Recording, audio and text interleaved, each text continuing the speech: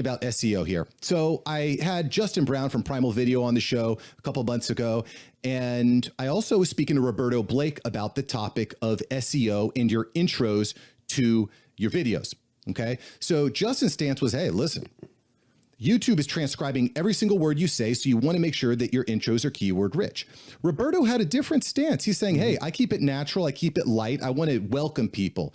Where's your stance on how we should start videos on YouTube? Like, I think the thing for me is we're making content for people and not robots, like not algorithms. Like you got to really take in the perspective that how are we going to communicate with people if it seems like we're keyword stuffing?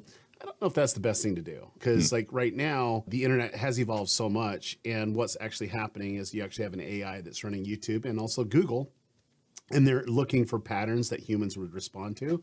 So as humans respond in a negative or positive way, that's what YouTube's tracking. Yeah, good point. And so that actually segues pretty well into one of the first chapters in your book, The YouTube Formula, where you're talking about the importance of thumbnails.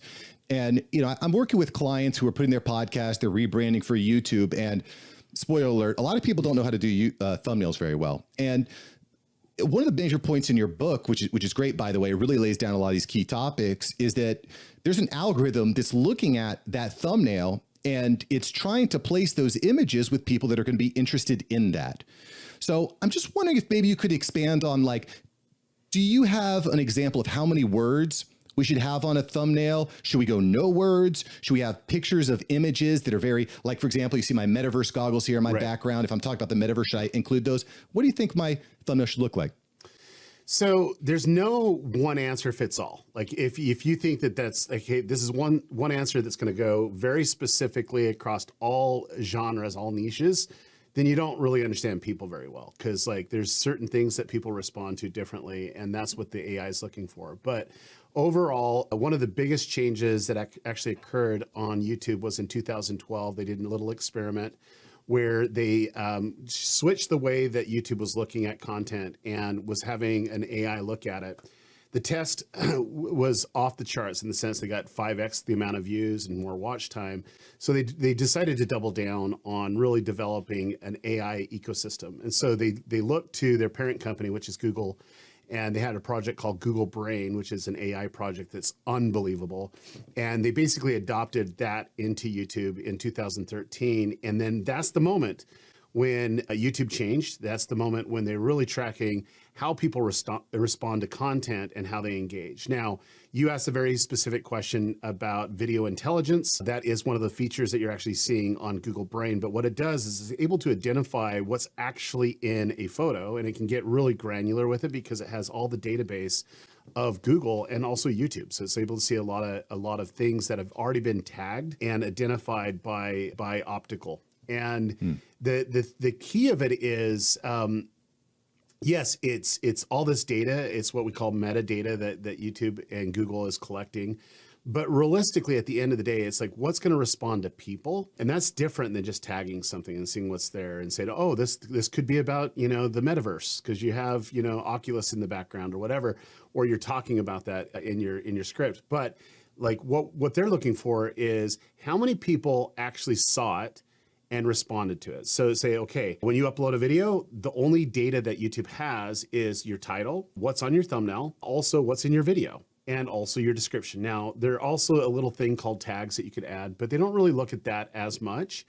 And it puts it out there for a test. And the test would, that title and thumbnail will either show up on the homepage or in search or different ways that you can actually experience YouTube. And when someone sees that longer than a second or about a second, is what they call an impression, okay? And they're looking very closely at how many people see it and how many people click on it.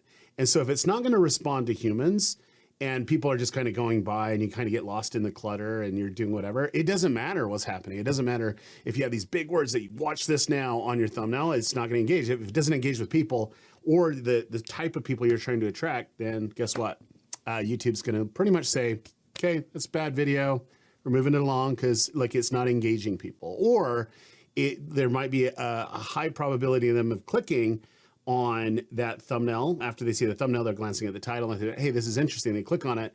And if the video doesn't really correspond with that, if it's clickbait, in the sense that, hey, you're offering this, and when they came to the video, it's not even remotely close to what you're offering, or you're trying to offer it in 8 minutes. They jump off, and that's what we call a bounce rate. And YouTube's looking at that too. Say, hey, do you not even know that the title and thumbnail is appealing, the content is not? So guess what? You know, it's gone. You're not going to get any views or visibility on that. So that being said, you know, every niche, every audience has a specific type of titling and content strategy that works for them as people. And one of the big things that I teach in my book is really to identify your viewer avatar. And these are people that are potential viewers that would love your content no matter what, right? And we want to be able to talk to them, and they respond certain ways. And I can tell you, there might be a Minecraft channel that are kids from 10 years old to 18 years old that are really engaged with a certain type of thumbnail, but it might not be the one that a Gen X or a boomer would resonate with, you know, on a different type of content. So it's like, you got to understand who your audience is, and you're creating predictable content based off of data for them. And the best way to get data is to test things and to analyze that and adjust. That's basically the synopsis of the book.